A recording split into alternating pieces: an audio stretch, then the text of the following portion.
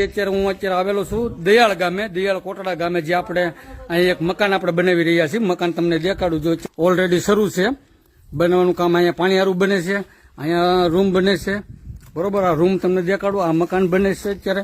ને હાલની તકે અત્યારે અમારે ખૂબ જ મદદની જરૂરિયાત. આ એક રૂમ છે, જો મોટો જબર હોલ બનાવ્યો છે આપણે.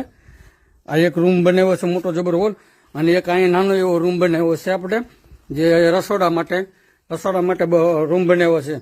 તો તમામ દર્શક મિત્રોને મારી કે ફૂલની પાકડી મદદ કરતા રહો, જેથી કરીને આ પરિવારનું ઘર પહેલાસર બની જાય. અત્યારે અમારે લાદીની જરૂરિયાત છે આ ઘરની અંદર.